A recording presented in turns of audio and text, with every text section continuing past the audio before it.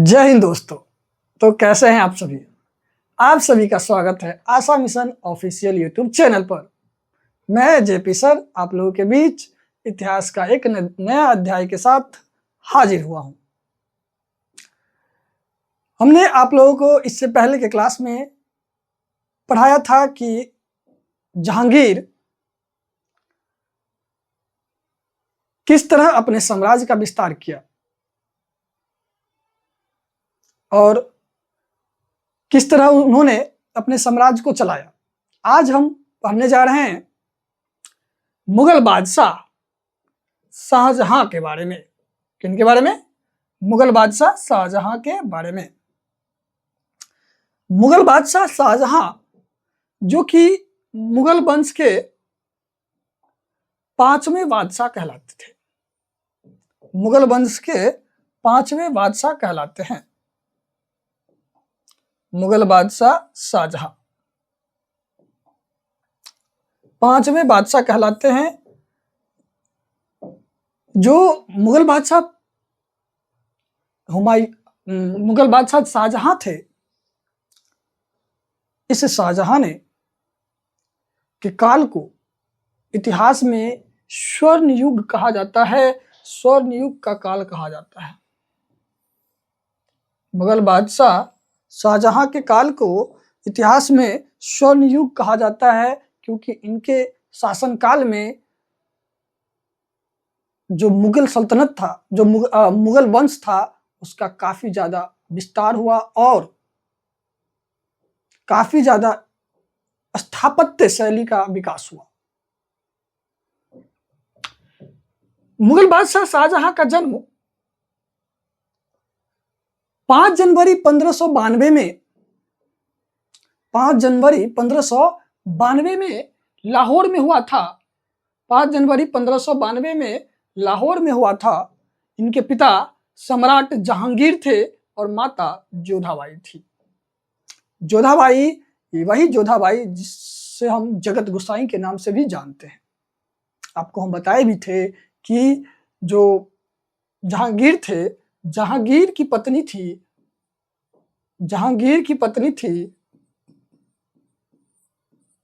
जोधाबाई। जोधाबाई, ना कि अकबर की कोई पत्नी नहीं थी जोधाबाई। जहांगीर की पत्नी थी जोधाबाई, जिसे जगत गोसाई के नाम से भी हम जानते हैं। इन्हीं के जगत गोसाई और जहांगीर का पुत्र था शाहजहां, जिनका बचपन का नाम था मोहम्मद खुर्रम। हम जहांगीर के भी क्लास में आप लोग को खुर्रम का कई बार जिक्र किए कि खुर्रम ने ये किया, खुर्रम ने वो किया, कई जिक्र किए। तो जो खुर्रम थे जहांगीर और जोधाबाई के जो पुत्र थे, उनका नाम क्या था? मोहम्मद खुर्रम। बचपन का नाम इनका मोहम्मद खुर्रम था।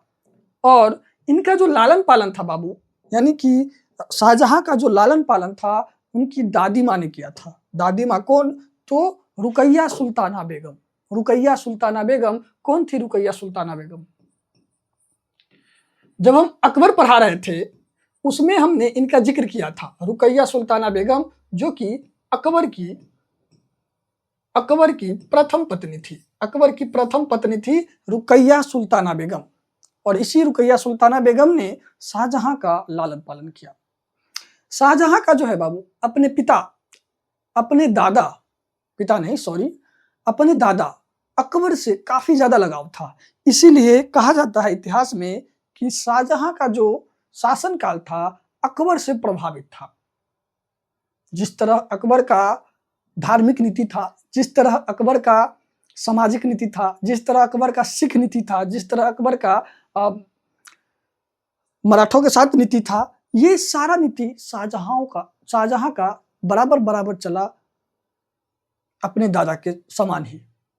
तो इसलिए इतिहासकार कहते हैं कि जो शाहजहां था, उसका प्रभाव जो है अकबर का प्रभाव शाहजहां पर अत्यधिक पड़ा हुआ था। अपने दादा से विशेष लगाव रखते थे शाहजहां। शाहजहां का जो है विवाह 1612 में 1612 में अर्जुमंद बानो बेगम से हुआ। बानो बेगम से हुआ, थी कौन? यही अर्जुमंद बानो बेगम का नाम आगे चल करके शाहजहां ने विवाह के बाद रख दिया मुमताज महल। क्या रख दिया? मुमताज महल। मुमताज महल हम आएंगे, बताएंगे इस मुमताज महल के बारे में भी, लेकिन आपको उससे पहले बता दे कि शाहजहां का विवाह इससे पहले भी एक हो चुका था। यानी कि शाहजहां का विवाह 1609 में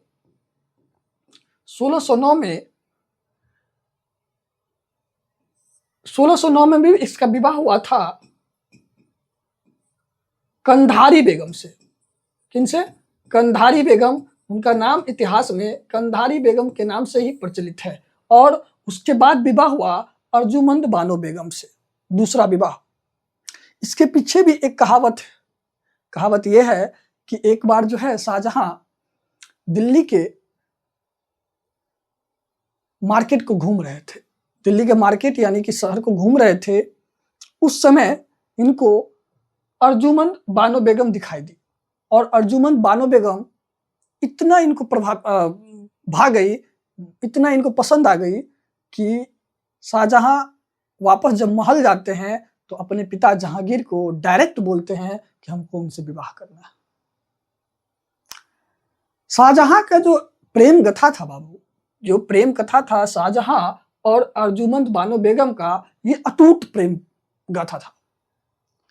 अटूट प्रेम गाथा था। ये जो शाहजहां थे अर्जुमंद बानो बेगम से अत्यधिक प्रेम करते थे। हम क्या बताएं आपको कि बस मेला में देखे, मेला यानी कि मार्केट में जो मेला लगा हुआ था उस मेला में देखे और देखते ही उन पर लट्टू हो पड़े और उनसे विवाह कर लिए। विवाह किए 1612 में और उनका नाम रखा मुमताज महल। इस मुमताज महल के यादों में शाहजहां ने ताजमहल का निर्माण करवाया था। इसी मुमताज महल के यादों में तो जो मुमताज महल थी और मुमताज महल और जो शाहजहां थे, इनका जो था प्रेम गाथा वो अमर था। शाहजहां की जो पत्नी थी मुमताज, इसका जो है मृत्यु 1631 में हो जाता है बाबू, जब यह प्रसव पीड़ा से प्रेरित थी। यानी कि प्रसव पीड़ा इनको हो रहा था, उस समय इनका निधन हो जाता है। इनका निधन हो जाता है 1631 में। यानी कि यह जो अर्जुमंद बानो बेगम थी जिसका नाम अब मुमताज महल हो गया था, वह जो है 1631 में अपने 14वें संतान यानी कि 14वां नंबर के संतान को जन्म देते समय जो मुमताज महल थी इसका निधन हो जाता है। मुमताज महल का निधन हो जाता है। आपको एक बात बता दे बाबू, जिस समय इनका निधन होता है उस समय भी शाहजहां अभियान पे रहते हैं, युद्ध में रहते हैं। हम इस युद्ध की कहानी और गाथा आप लोग को बताएंगे कि जो युद्ध करने के लिए गए थे, दक्षिण का अभियान करने के लिए गए थे, उस समय ही इनका निधन हो जाता है। और उस समय यह अपने 14वें बच्चे को जन्म देती है जिसका नाम था गौहर आरा इनकी पुत्री होती है। उसी को जन्म देते समय इनकी क्या हो जाती है? मृत्यु हो जाती है। जब मुमताज महल का मृत्यु हो जाता है तो बेचारे शाहजहां टूट जाते हैं। और टूटते इसके पीछे कई कहानी है। लोग कहते हैं और इतिहासकार कहते हैं कि जो शाहजहां थे लगभग 1 महीने तक अपने कमरे से बाहर नहीं निकले थे। इतना, और 2 साल तक उसके साम्राज्य में कोई गायन बाजन या कोई भी त्योहार या कुछ नहीं मनाया गया। इतना ज्यादा अपसेट हो गए। कौन? तो शाहजहां। तो प्रेम इसको कहते हैं बाबू। प्रेम एक ऐसा प्रेम था कि उसके याद में शाहजहां ने एक ऐसे महल को तैयार कर दिया कि जो उनके रहते न रहते भी लोग उस महल को देख करके शाहजहां और मुमताज के प्रेम को याद जरूर करते हैं।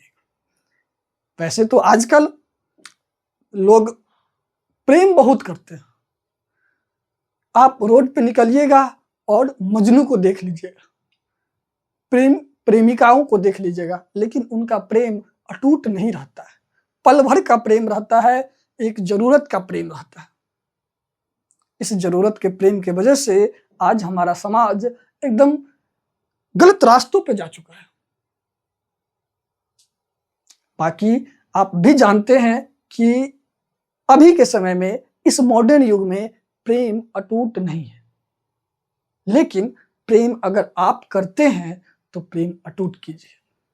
इस अर्जुमन बानो बेगम और जिसे हम मुमताज महल के नाम से जानते हैं और शाहजहां के जैसा प्रेम कीजिए, एक ऐसा प्रेम जिसे संसार 100 वर्ष या 200 वर्ष नहीं जाने, हजारों वर्ष जाने, एक ऐसा प्रेम करना। आगे बढ़ते हैं और उसके बाद जानते हैं, जब 1627 में, ध्यान रखिएगा बाबू, 1627 में जहांगीर की मृत्यु हो जाती है। जहांगीर की मृत्यु हो जाती है, तब शाहजहां जो थे उस समय दक्कन का युद्ध कर रहे थे। यानी कि दक्कन का युद्ध कर रहे थे तो आगरा में ये नहीं थे, शाहजहां आगरा में नहीं थे, दक्कन का युद्ध कर रहे थे। और आपको हम बताए भी थे कि जहांगीर का मृत्यु हुआ कहाँ था। तो जहांगीर का मृत्यु जो हुआ था कश्मीर में हुआ था, याद होगा आप लोग को। कश्मीर घूमने के लिए गए थे, कौन? जहांगीर घूमने के लिए गए, घूमने के लिए नहीं, कि अपने बीमारी को ठीक करने के लिए गए थे कि हम वहां जाएंगे तो फ्रेश हवा मिलेगा तो मेरा बीमारी जल्द ही ठीक होगा। लेकिन कश्मीर में ही उनका निधन हो जाता है। जब उनका कश्मीर में निधन हो जाता है, उस समय आगरा की गद्दी पर कोई नहीं बैठता है, कोई नहीं रहता है। और जो जहांगीर थे, क्या कहते हैं, हुमा शाहजहां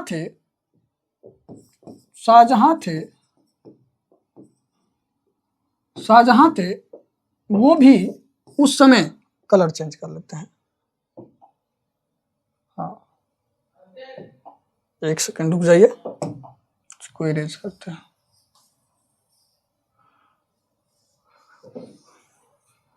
जब जहांगीर का मृत्यु होता है बाबू, अरे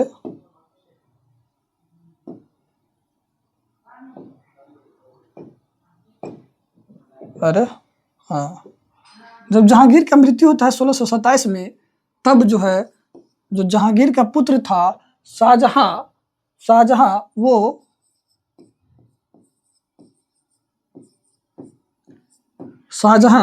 वो दक्कन का युद्ध कर रहा था। कौन सा युद्ध कर रहा था? दक्कन का युद्ध कर रहा था। यानी कि आगरा के गद्दी पर कोई नहीं था, आगरा का गद्दी जो था खाली था, आगरा की गद्दी खाली था, जिस वजह से गद्दी पर बैठने का होड़ मच गया, संघर्ष शुरू हो गया गद्दी पर बैठने के लिए। और जो है जहांगीर की जो पत्नी थी, जिसका नाम था क्या? नूरजहां। क्या नाम था? नूरजहां। जहांगीर की जो पत्नी थी नूरजहां, इस नूरजहां ने लाहौर में ही, कहा? लाहौर में ही जहांगीर का ही एक छोटा पुत्र था, सबसे छोटा पुत्र था, यानी कि शाहजहां का सबसे छोटा भाई, जिसका नाम था शहरयार। क्या नाम था? शहरयार था। इसको जो नूरजहां थी, इस नूरजहां ने शहरयार को लाहौर में ही बादशाह घोषित कर दिया। लेकिन यह बात जो है सो शाहजहां को जैसे पता चलती है तो शाहजहां इसको एक्सेप्ट नहीं करते हैं। और एक व्यक्ति थे जो कि शाहजहां के ससुर थे, जिसका नाम था अशफक उल्लाह खान। आपको शायद ध्यान होगा, वही अशफक उल्लाह खान था कौन? तो आपको बता दे, जो अशफक उल्लाह खान थे,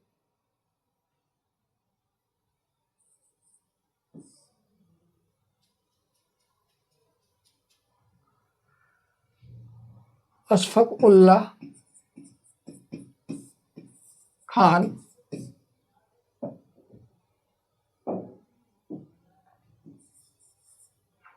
ये जो थे ये नूरजहां के भाई थे। किनके भाई थे? नूरजहां। नूरजहां कौन थी? ध्यान रखिएगा, नूरजहां कौन थी? तो नूरजहां जहांगीर की पत्नी थी। जहांगीर की सबसे छोटी पत्नी थी। सबसे छोटी पत्नी थी कौन? नूरजहां। और उन्हीं का भाई था कौन? अशफक उल्लाह खां। अशफक उल्लाह खां। लेकिन ये जो अशफक उल्लाह खां थे यह शाहजहां के ससुर थे। किनके ससुर थे? शाहजहां के ससुर थे। इनके ससुर कौन हो गए? शाहजहां के ससुर मतलब क्या होता है आप लोग जानते हैं ना कि नहीं जानते हैं? ससुर का मतलब क्या होता है? ससुर का मतलब हो गया पत्नी के पिता। पत्नी के पिता। तो इसके जो शाहजहां के ससुर थे ये कौन थे? अशफक थे।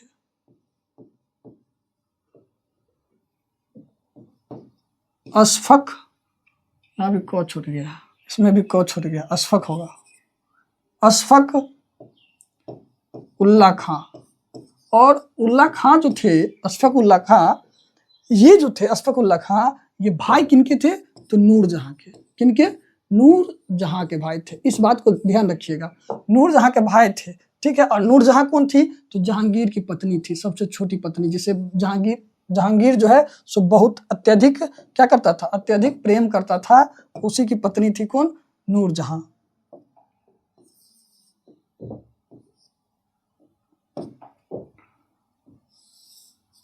नूरजहां किनकी पत्नी थी? तो जहांगीर की। जहांगीर की पत्नी थी नूरजहां। तो ये संबंध जो है ध्यान रखिएगा। संबंध क्या है कि शाहजहां के ससुर कौन थे? अशफक खान। और अशफक खान जो थे किनका भाई था? नूरजहां का। अशफक खान की बहन जो थी कौन थी? नूरजहां। और नूरजहां कौन थी? तो जहांगीर की पत्नी, जिसके हाथ में वास्तविक सत्ता था। जहांगीर के काल में, जहांगीर के मरने से पहले वास्तविक सत्ता किनके हाथ में था? मुगलों का। तो नूरजहां के हाथ। और ये नूरजहां ने क्या किया? इस नूरजहां ने जहांगीर के छोटे पुत्र, जहांगीर के छोटे पुत्र था जिसका नाम था क्या? शहरयार। क्या नाम था? शहरयार। इसको लाहौर में, कहा? लाहौर में गद्दी पर बैठा दिया। गद्दी पर नहीं बैठाया, लाहौर में ही बादशाह घोषित कर दिया।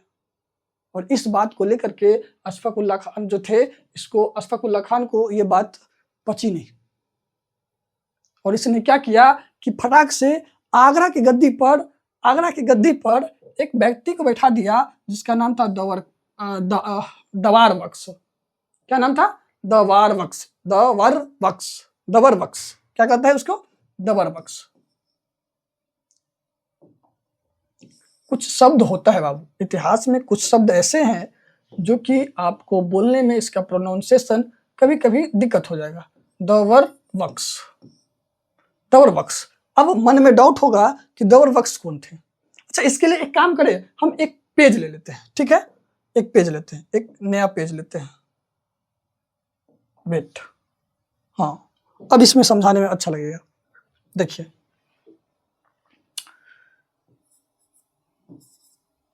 जहांगीर की पत्नी थी। कौन पत्नी थी? जहांगीर की पत्नी कौन थी? जहांगीर की सबसे छोटी पत्नी थी कौन? नूरजहां। कौन थी? नूरजहां। ठीक है। अब बता रहे हैं गद्दी का लड़ाई जो समझिए इसको। नूरजहां जो है सो, अरे यार,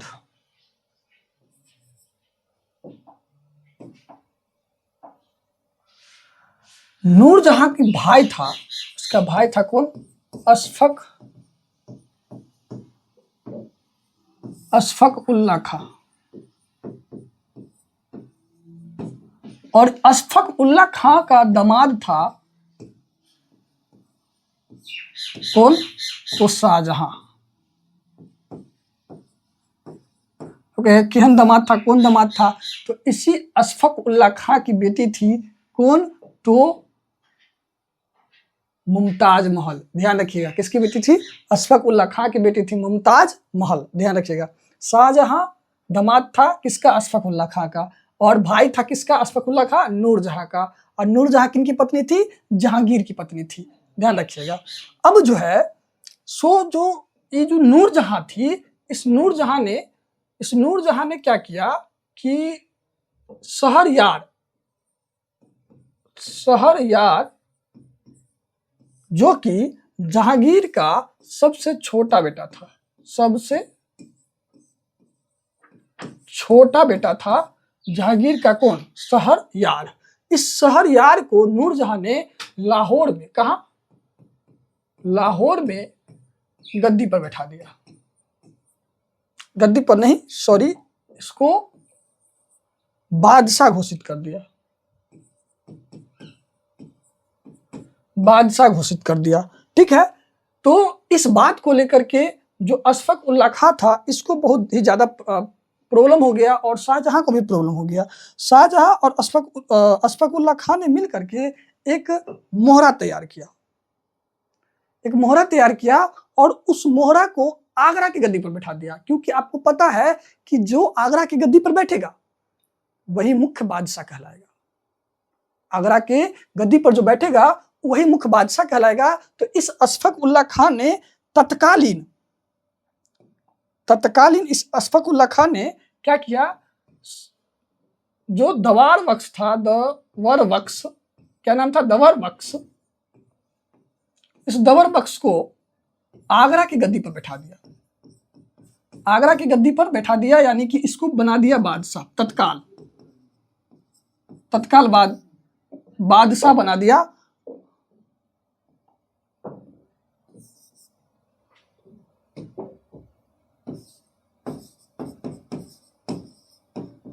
तत्काल इसको बादशाह बना दिया। और इसी अशफाक उल्लाह खां ने इस शहरयार के जो क्या किया? शहरयार को लाहौर में ही युद्ध में पराजित कर दिया और इसे बंदी बना करके क्या कर लिया? बंदी बना करके आगरा ले आया। ठीक है, शहरयार को।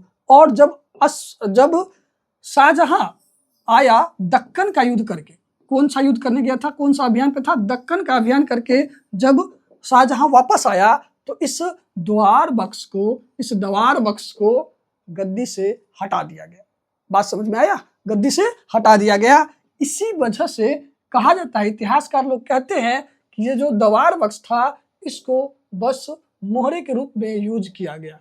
किसके रूप में यूज किया गया? मोहरा के रूप में इस दवार बख्श को यूज किया गया। बात समझ में आया? इस दवार बख्श को मोहरे के रूप में यूज किया गया। और जब वापस बादशाह आया, शाहजहां आया 1628 में, जब शाहजहां वापस आया 1628 में, तब इसने आगरा आकर के अपना शाहजहां के नाम के साथ राज अभिषेक करवाया। किसके नाम के साथ? शाहजहां के नाम के साथ इसने अपना राज अभिषेक करवाया। बात समझ में आया? ठीक है, आगे बढ़ते हैं। जब यह गद्दी पर बैठ गया शाहजहां जब गद्दी पर बैठ गया तो इसको दो समस्याओं का फेस करना पड़ा, सबसे दो मुख्य चुनौती का सामना करना पड़ा। जो पहला था जुझार सिंह बुंदेला का विद्रोह। जुझार सिंह बुंदेला का विद्रोह 1628 में, जब गद्दी पर बैठा 1628 में, 1628 में ही जो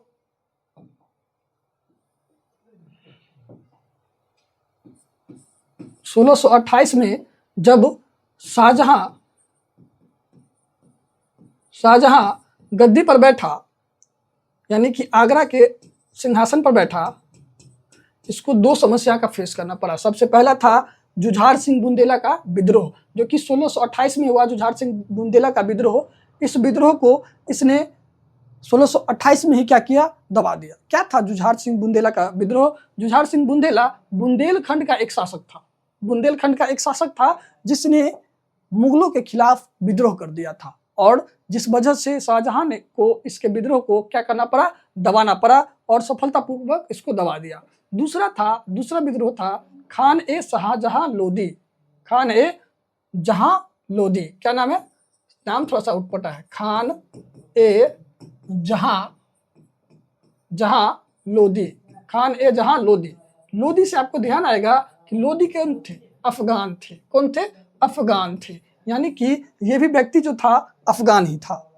इसने भी जो विद्रोह किया, यह विद्रोह किया 1628 में। इसने भी 1628 में ही विद्रोह किया और विद्रोह करके यह भाग गया दक्षिण की ओर, दक्षिण की ओर चला गया, दक्षिण की ओर गया और दक्षिण जाकर के निजाम से सहायता लेना शुरू कर दिया। दक्षिण जाकर के हैदराबाद के जो निजाम थे उनसे सहायता लेना शुरू कर दिया और जब उनसे सहायता लेना शुरू किया तब 1631 में शाहजहां ने इसको युद्ध में पराजित करके मार दिया, क्योंकि इसको दबाना जरूरी था। आपको हम बताए थे भी कि जब मुमताज महल का मृत्यु हुआ था उस समय शाहजहां भी अभियान पर ही थे और मुमताज भी उसके साथ गई थी। कहाँ? 1631 में वही दक्षिण का अभियान। कौन सा अभियान? दक्षिण का अभियान 1631 में। और इसी अभियान के दौरान मुमताज महल की मृत्यु हो गई प्रसव पीड़ा के कारण, यानी कि अपने 14वें संतान को जन्म देते समय। 14वां, ध्यान रखिएगा, 1 2 नहीं, सीधा 14, ठीक है। इतना प्यार था, समझ रहे हैं बात को? प्यार इतना था कि 14 संतान था, इस बात को ध्यान रखिएगा, ठीक है। तो 1631 में खान ए जहां लोदी का जो विद्रोह था इसको भी दबा दिया गया। उसके बाद शाहजहां ने एक मजबूत सत्ता का निर्माण किया, एक मजबूत और पावरफुल सत्ता का निर्माण किया आगरा में, और मुगल वंश को और ज्यादा मजबूती प्रदान की। और इन्होंने जब मुमताज जब मरी 1631 में बाबू, जब मुमताज का निधन हुआ तो मुमताज ने कहा था कि मेरे लिए एक अच्छा सा मकबरा तैयार करवाना, एक सुंदर सा मकबरा तैयार करवाना। किसको कहा था? शाहजहां को। और इसी के वजह से 1632 में ही, कब? 1632 में ही, ध्यान रखिएगा, 1632 में ही अरे ये कलर इस पे नहीं चलेगा, इस पे चल जाएगा। 1632 में ही शाहजहां ने आगरा का निर्माण का ऑर्डर पास कर दिया और कार्य शुरू ताजमहल के निर्माण का कार्य क्या कर दिया? शुरू करवा दिया। कब? 1632 में ही। 1632 में ही इन्होंने जो ताजमहल का कार्य था शुरू करवा दिया। इसी ताजमहल के कब्र में मुमताज महल को क्या किया गया था? दफनाया गया था। बात समझ गए? और जो 1632 के बाद भारतीय इतिहास का एक नया युग शुरू होता है। नया युग था स्वर्ण युग, यानी कि स्वर्ण युग कहने का मतलब कि एक ऐसा युग जिसमें मुगलों ने, यानी कि शाहजहां ने स्थापत्य शैली का अत्यधिक निर्माण किया। और आज हमारे भारत देश में शाहजहां के द्वारा बनवाया गया कई ऐसा अजूबा सब है, भारत में उपस्थित है, जिसमें सबसे पहला तो आपने नाम सुन ही लिया, ताजमहल, जो कि किनके द्वारा निर्माण करवाया गया? तो शाहजहां के द्वारा। स्थापत्य शैली का सबसे बड़ा नमूना था। दूसरा था लाल किला, जिसे दिल्ली का हम क्या कहते हैं? लाल किला। दिल्ली का लाल किला, यानी कि जो शाहजहां था इसने क्या किया? ओके, हाँ, एक सेकंड, ये क्या हुआ? हेलो,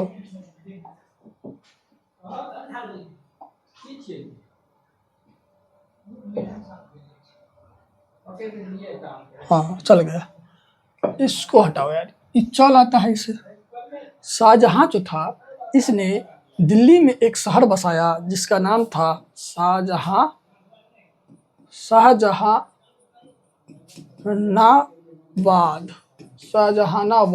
क्या बसाया?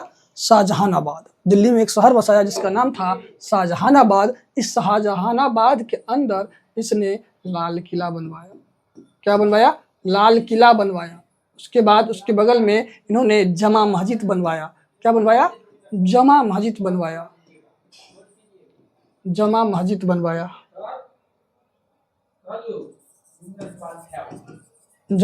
बनवाया। उसके बाद इन्होंने आगरा के किले में, कहाँ? आगरा के किले में मोती महल जैसा और निर्माण करवाया, मोती महल का निर्माण करवाया। उसके बाद दिल्ली के किले में ही इन्होंने क्या बनवाया था, मयूर सिंहासन बनवाया था। क्या बनवाया था, मयूर सिंहासन का निर्माण करवाया था। और इसी मयूर सिंहासन में कोहिनूर हीरा, कौन सा, कोहिनूर हीरा जरी हुई थी, कोहिनूर हीरा उसमें लगा हुआ था। बात समझ रहे हैं? तो देख रहे हैं ये दिल्ली का लाल किला है और ये है दिल्ली में ही है जमा मस्जिद, जो कि सबसे बड़ी मस्जिद कहलाती है, भव्य है। और उसके बाद ये आगरा का क्या है, मोती मस्जिद है आगरा का। ठीक है। अब जब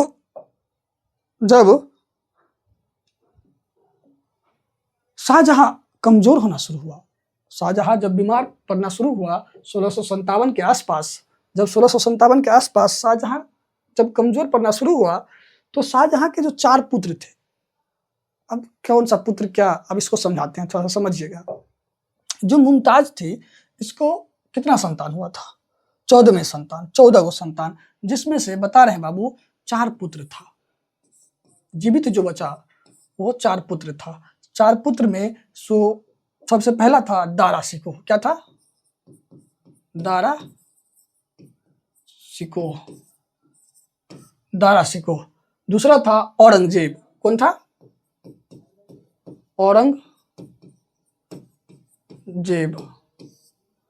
औरंगजेब। एक सेकंड,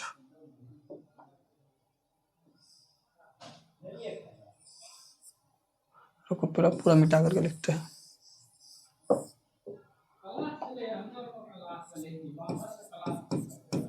दारा शिकोह। दूसरा कौन था, औरंगजेब। तीसरा कौन था, तो शाह शुजा। कौन था, शाह शुजा।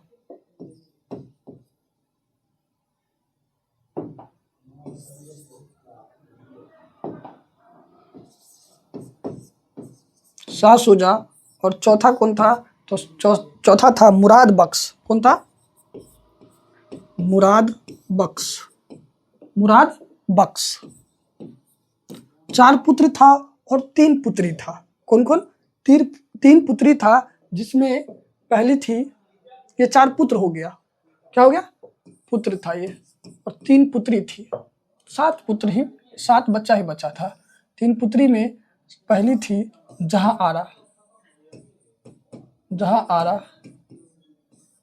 उसके बाद थी रोशन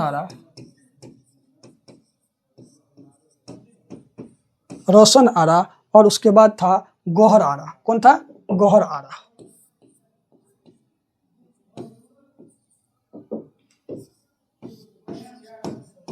ये जो था, ये 7 पुत्र था, 7 बच्चे थे इनका, मतलब कि 14 संतान में से मात्र 7 संतान ही इसका क्या रहा, जीवित रहा। बाद बाकी का क्या हो गया, मृत्यु हो गया। बात समझ गया?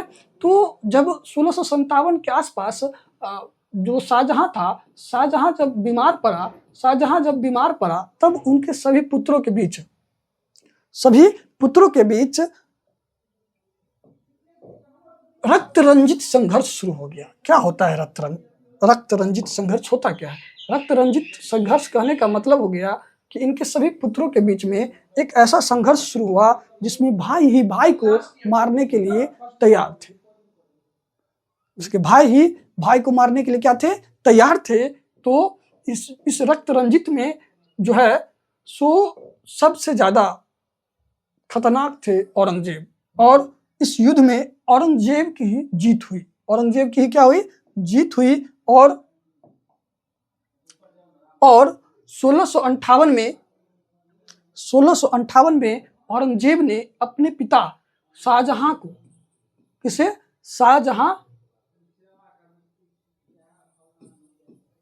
गलती हो गया,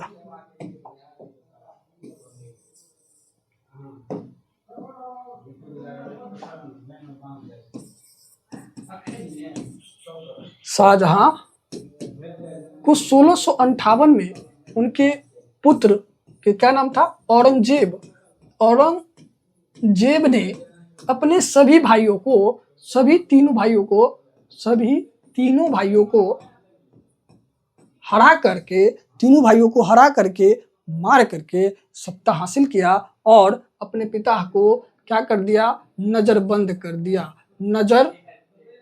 नजरबंद कर दिया। क्या होता है नजरबंद? यानी कि उनको मारा नहीं, उनको जेल में नहीं रखा, उनको एक ऐसे कमरे में बंद कर दिया, एक ऐसे महल के अंदर बंद कर दिया जहां से वह बाहरी किसी भी व्यक्ति से मुलाकात नहीं कर सकते थे। यानी कि 1658 में शाहजहां को उसके अपने ही पुत्र के द्वारा आगरे के किला में नजरबंद कर दिया गया। आगरा के किला में क्या कर दिया गया? नजरबंद कर दिया गया। 8 वर्ष तक जो है शाहजहां 8 वर्ष तक आगरा के किला में बंद रहे और उसके बाद इनकी मृत्यु हो जाती है 22 जनवरी 1666 में। 74 वर्ष की उम्र में निधन हो जाता है। किनका? शाहजहां का 74 वर्ष की उम्र में निधन हो जाता है। और इतिहासकार कहते हैं कि इस आगरा के किले में बस खिड़कियों से, कहां से? खिड़कियों से शाहजहां जो है सो ताज को देखा करते थे। किसे देखा करते थे? ताज को देखा करते थे। इस खिड़की से ही दिख रहा है, ताज दिख रहा होगा। देखिए यहाँ ताज दिख रहा है आप लोग को। यहाँ देखिए ये जो है जगह, ये ताज दिख रहा होगा आप लोग को। एक सेकंड, ये ताज दिख रहा है। खिड़कियों से देखा करते थे। और जब इनकी निधन हो गई 22 जनवरी 1666 को, 22 जनवरी 1666 को जब इनकी 74 वर्ष की उम्र में निधन हो गई, तब इनको भी इनकी पत्नी मुमताज महल के कब्र के बगल में, यानी कि ताजमहल में ही मुमताज महल का जो कब्र था उस कब्र के बगल में ही इनको भी क्या किया गया? दफनाया